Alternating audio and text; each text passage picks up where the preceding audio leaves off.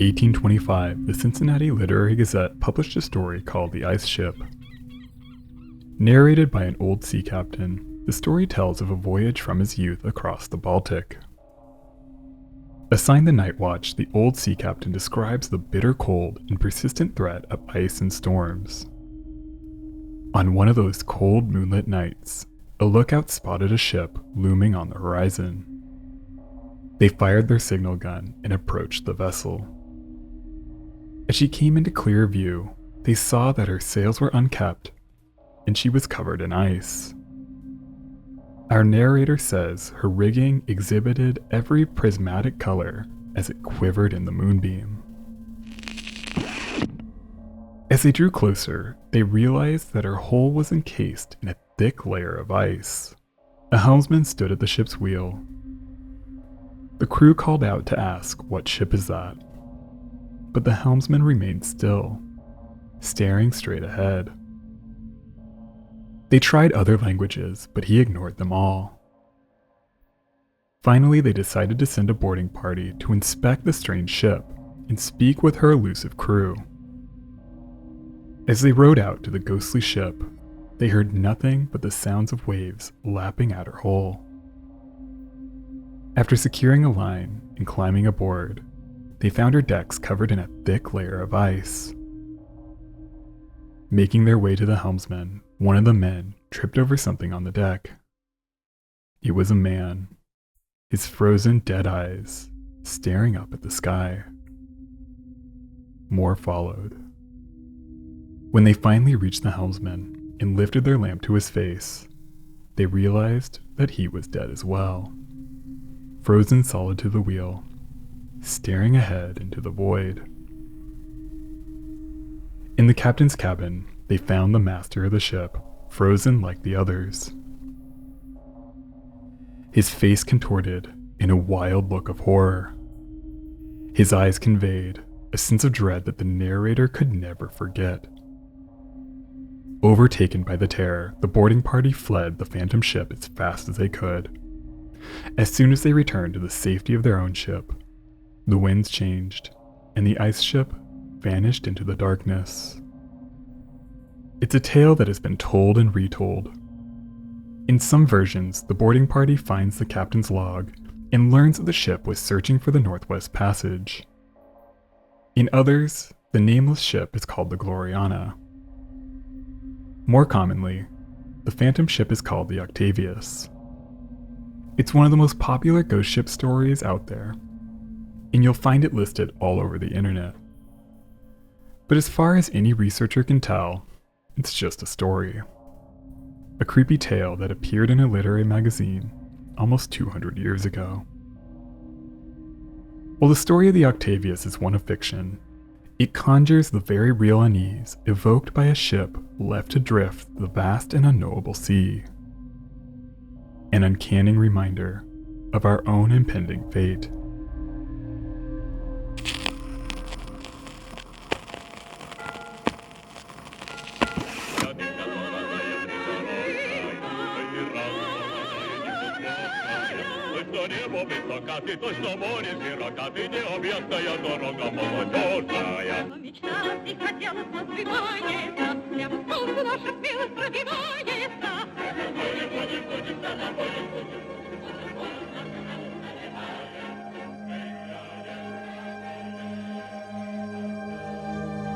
In 2013, an alarming story popped up in the news. A ghost ship filled with cannibal rats was heading straight for the coast of England. The story sparked a minor media frenzy picked up by numerous news outlets, many of them reading the report with a chuckle. Just as quickly as it appeared, the story faded away. Anyone who took it seriously would be relieved in the coming days and months when the vermin-infested cruise ship failed to arrive on the coast of England. While the strange news story was wildly exaggerated and inaccurate, the ship it was based on was very real. In the 1970s, Soviet leader Leonid Brezhnev commissioned a fleet of 8 new cruise ships to be built at the shipyards in Kraljevica, Yugoslavia, present-day Croatia. The massive project, called Project 1454, was a favor to the Yugoslavian dictator Tito in his bid to revitalize the country's shipbuilding industry. Built between 1974 and 1978, each ship was named after a famous Soviet actress. While one of these ships, yard number 413, took shape on the slipway, one of the most iconic actresses in Soviet cinema, Lyubov Orlova, passed away at the age of 72 on January 26, 1975. The new ship was named in her honor and launched on November 3rd that same year. One of the 4 ships built for the Far Eastern Shipping Company based in Vladivostok, the MV Lyubov Orlova entered service on July 19, 1976. She initially sailed expedition cruises along the Soviet coast in and around the Vladivostok area and up to the Arctic.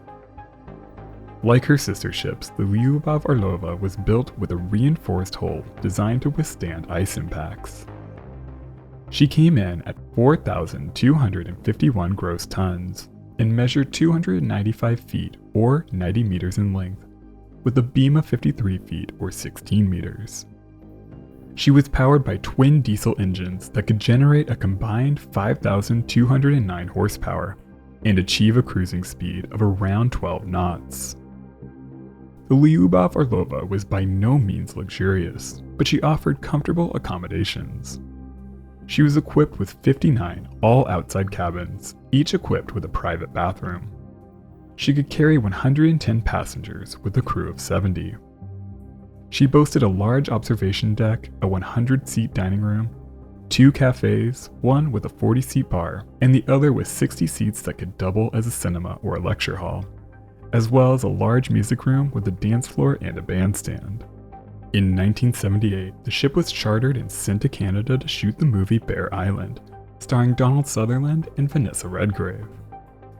The ship was repainted and called the MS Morning Rose for the film, a fitting role for a ship named after a star. After the fall of the Soviet Union, she began offering trips to Japan. These proved popular, with Russians looking to shop for goods previously unavailable in the economically depressed Soviet Union. Former crew members remembered a happy ship, and passengers seemed to love their time on board.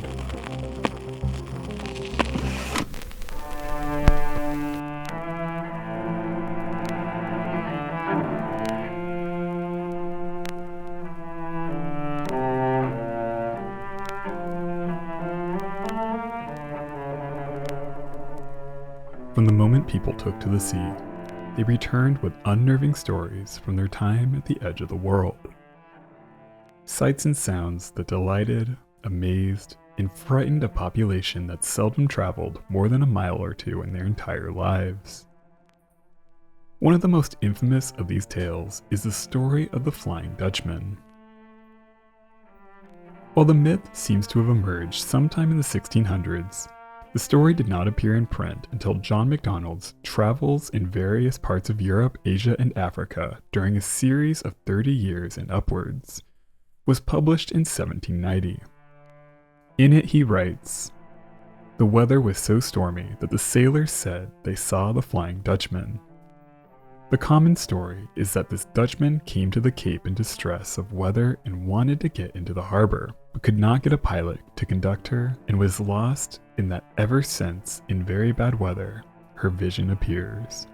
For the next 2 centuries, the phantom ship appeared in dozens of texts, usually associated with bad weather at the stretch of water off the southern end of Africa that connects the South Atlantic with the Indian Ocean.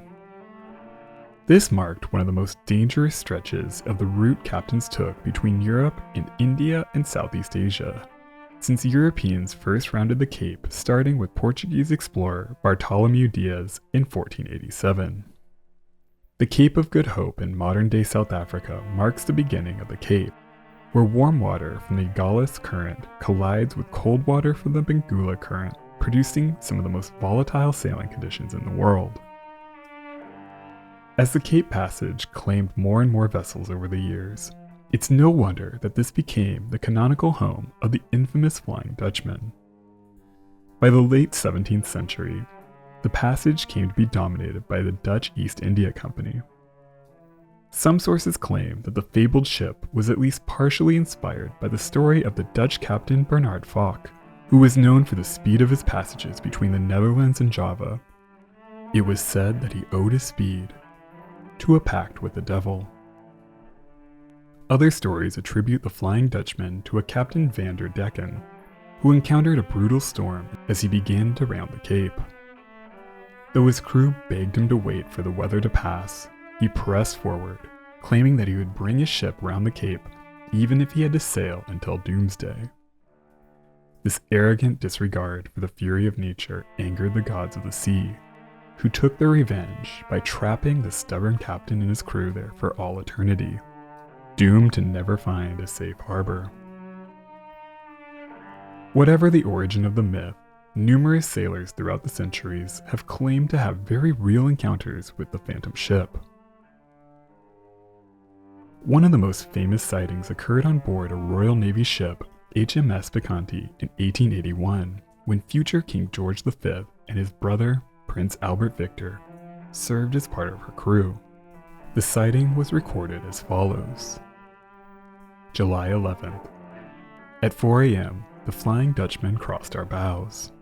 A strange red light as of a phantom ship all aglow, in the midst of which light the masts, spars, and sails of a brig 200 yards distant stood out in strong relief as she came up on the port bow, where also the officer of the watch from the bridge clearly saw her, as did the quarterdeck midshipman, who was sent forward at once to the forecastle. But on arriving, there was no vestige nor any sign whatever. Any material ship was to be seen either near or right away to the horizon, the night being clear and the sea calm. 13 persons altogether saw her. At 10:45 a.m., the ordinary seaman who had this morning reported the Flying Dutchman fell from the fore-topmast crosstrees onto the topgallant forecastle and was smashed to atoms.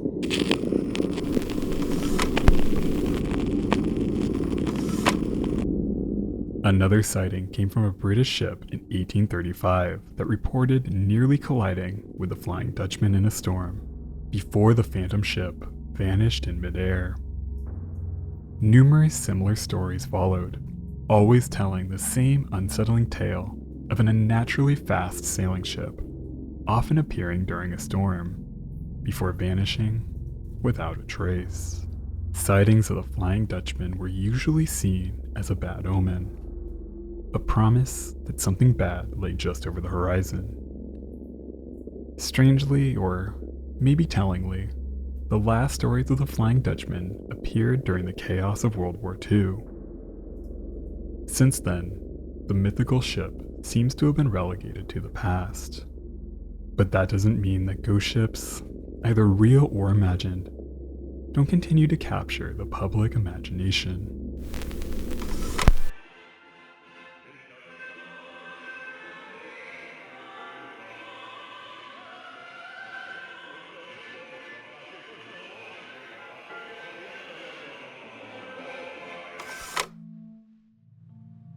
By the mid-1990s, the MV Lyubov Orlova had settled into her post-Soviet career, offering chartered expedition cruises for adventurous passengers looking to explore the world's poles. Her simple but sturdy reinforced hull made her ideal for these voyages, and her small and nimble size allowed her to easily navigate around glaciers and through icy fjords. The ship fell under new ownership in 1996, and in 1999 the now over 20-year-old ship was refurbished to bring her up to date. She was soon chartered by a company called Marine Expeditions. The adventure cruise market was growing, and these expeditionary voyages proved popular. In 2002, the Orlova underwent a much more extensive overhaul to bring the aging Soviet liner into the 21st century. For the next decade, she was chartered by a variety of travel companies, primarily Quark Expeditions for voyages to the Antarctic, and North Expeditions for voyages to the Arctic. The only real problem she ever faced during her long career came on November 27, 2006, when she ran aground on Deception Island in Antarctica. A Spanish Navy icebreaker called the Las Palmas was sent to free her, and she was able to sail to Tierra del Fuego under her own power. The incident never proved any real threat to the ship or the people on board. The Lyubov Orlova's expedition cruises consistently proved popular and profitable, and the ship was in hot demand from the various companies that chartered her. Despite her popularity, the Orlova was aging, and these voyages frequently sent her sailing through rough and unpredictable weather. While this was what she was designed for, like any ship, she required upkeep. Unfortunately, her owners, Lyubov Orlova Shipping Company Limited, based out of Malta, and Novorossiyak, consistently put off even basic maintenance on the ship. By 2010, this deferred maintenance became impossible to hide. On July 2, 2010, in St. John's Harbor in Newfoundland, Glenn Mackey, an inspector representing Transport Canada, boarded the Lyubov Orlova for a routine inspection. He immediately noticed broken lifeboat cranes and inoperable fire doors. When he observed a lifeboat drill, he was horrified by the crew's lack of training. His notes described the ordeal as a fiasco. But this was just the start. He found that the ship's backup compass was inoperable, and the compass deviation log was, in his words, suspiciously accurate. The ship's radio officer was visibly nervous as he explained that the compass wandered just a bit, but he claimed that it was all okay. Clearly, it wasn't. At that point, the ship's captain ushered the inspector into his cabin. According to Mackey, quote, "He closed the door behind him and immediately presented me with a pen and what looked like a piece of cardboard, and he asked me to write down how much money I want." Mackey refused. He left the ship and immediately went to the police to report the incident and the horrifying condition of the ship slated to begin carrying passengers in just a few days. The captain claimed that the ordeal was just a misunderstanding. While the Russian captain's intentions could have been lost in translation, the sorry state of the Lyubov Orlova was undeniable.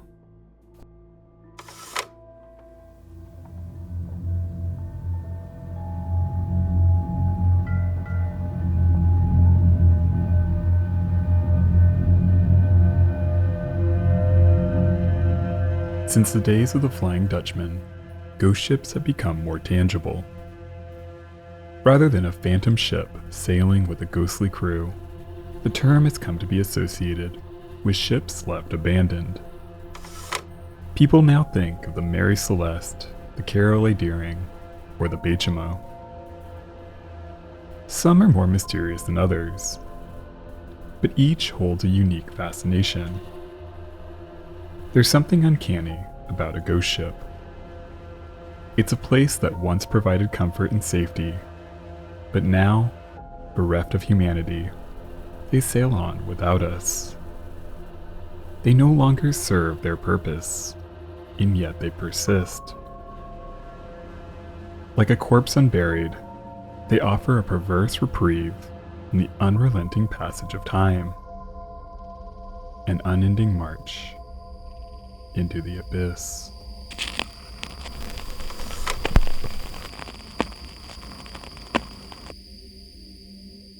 Glenn Mackey's dire report on the condition of the MV Lyubov Orlova prompted Transport Canada to issue a stop sail order, halting all planned cruises until the safety issues could be rectified. Without clearance from Canadian authorities to set sail, the Orlova sat in limbo in St. John's Harbor waiting to learn her fate. At first, the situation seemed salvageable. Cruise North Expeditions had already chartered the ship for the summer of 2010 for a set of voyages up the coast of Labrador, Baffin Island, and various Arctic destinations such as Resolute and Beechy Island, the same place where members of the ill-fated Franklin expedition were buried. Hoping to get the season underway as soon as possible, Cruise North planned to pay for the repairs on behalf of the ship's owners.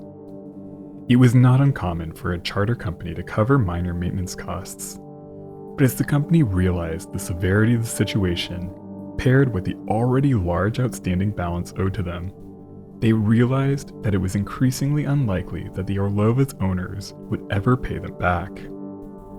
They had to act quickly. If the Orlova was allowed to leave Canada, they would likely never see any payment at all.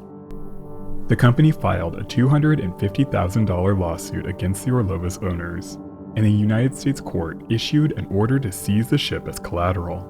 Lyubov Orlova Shipping Company countersued.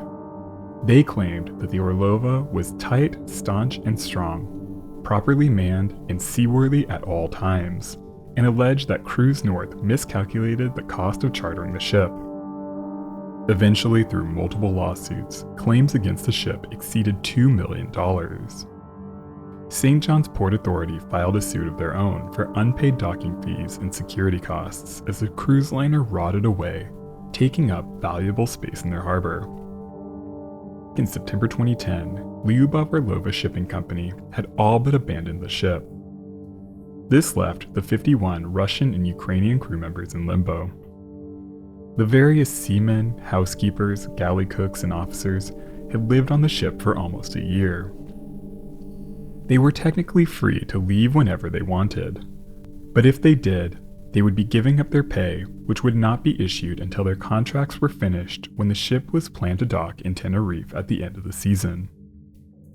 But it was becoming increasingly clear that the ship would never make it to Tenerife, and the crew, most of them virtually penniless in a foreign country with no visa, completely dependent on a dying ship, grew restless. Life on board was strange. Thanks to the generosity of the various St. John's residents who donated meals to the derelict crew, they didn't go hungry or without fresh water. Movies were screened in the ship's lounge almost daily, usually comedies to lighten the mood. But as the ship decayed around them and the weeks turned into months, some began looking for a way to leave. The ship's owners launched a desperate lawsuit, hoping to keep the crew on board, but with hope dwindling that the ship would sail anytime soon and the prospects of payment seeming even less likely, the crew eventually began to abandon the Lyubov Orlova.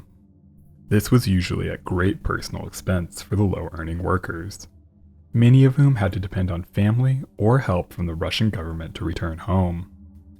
A lawsuit was launched on their behalf against the owners to collect roughly $300,000 in back pay. But this, and the various other debts owned by the owners of the Lyubov Orlova, were never paid. Despite various legal maneuvers and a desperate attempt to mortgage the ship, by the winter of 2010, the MV Lyubov Orlova was virtually abandoned in the St. John's Harbor. For the next 3 years, she was left to rot.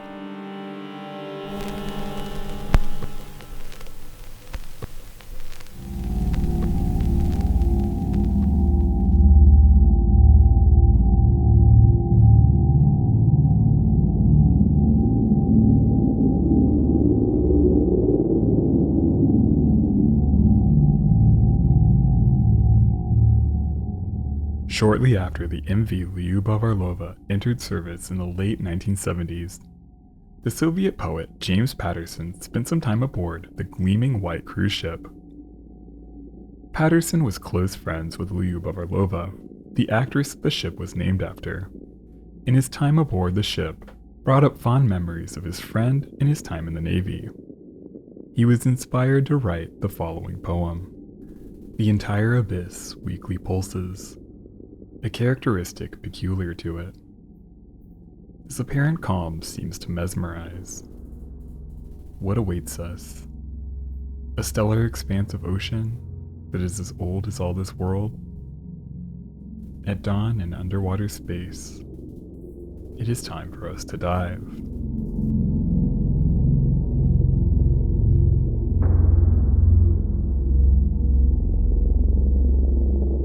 In December 2011, more than a year after she was abandoned, appraisers were hired by the Canadian Federal Court to assess the condition of the ship.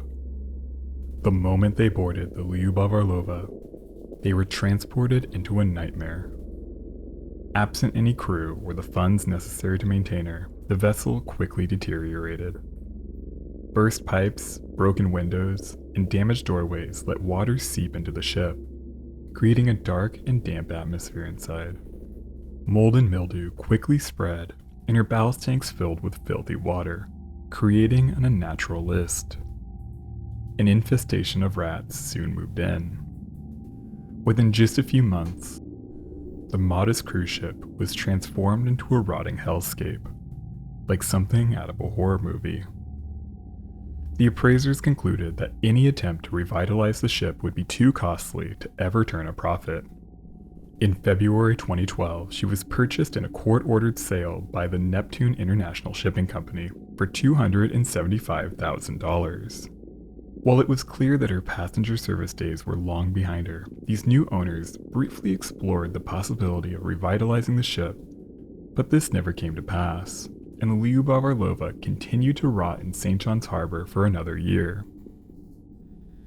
Fed up with the derelict ship, the Port Authority finally sued her new owners in November 2012 for back docking fees. It was well past time the ship found a new home. Finally, a tug called the Charlene Hunt was commissioned to tow the Orlova to the Dominican Republic, where she would finally be scrapped. On January 23, 2013, a tow line was attached, and the MV Lyubov Orlova finally left St. John's Harbor. But less than a full day into the trip, the tow line broke, sending the rotting ship adrift in the North Atlantic. The failed operation was insured for $850,000, but since the company never made a premium payment, there would never be any payout for the lost ship. Later investigations showed that the crew responsible for the tow lacked the proper equipment and experience for the operation. The Charlene Hunt was an aging vessel herself, nearing the end of her career. The tow line was woefully inadequate and separated just 3 hours after the ship left St. John's Harbor. Within days, panicked news reports began warning that the ship, filled with cannibal rats, was heading for the coast of England. The strange situation garnered more serious attention when the Orlova drifted toward the Hibernia oil platform 315 kilometers southeast of St. John's. Fearing a collision, Transport Canada hired the Maersk Challenger on February 2, 2013 to re-establish a tow line. The winter weather made the operation difficult. But a line was finally established, and the ship was towed clear from the oil platform. But she soon broke free once again. With the weather deteriorating and building swells, the salvage team determined that it would be too dangerous to try and establish another tow line. Since the ship was in international waters and no longer posed a threat to the oil platform or the environment, the mission was abandoned. The MV Lyubov Orlova was left to the mercy of the North Atlantic. During the operation, the crew secured a handful of emergency position indicating radio beacons in her lifeboats. These devices were programmed to send an emergency GPS signal once they were submerged in water. One of these beacons went off on February 23, 2013. Another was detected on March 8th. That was the last time that any position for the MV Lyubov Orlova was ever recorded. On March 12, a photo of a damaged lifeboat found near the Orlova's final position was sent to Transport Canada. But it was impossible to verify whether the lifeboat in the photo indeed belonged to the derelict vessel. When and if the Lyubov Orlova finally succumbed to the Atlantic is unknown, but she is presumed sunk by officials. That doesn't stop speculation that she might still be out there, drifting aimlessly, guided by some unknown force. A ghost ship that hints at something more. The promise that we may be able to stave off the abyss just a little bit longer.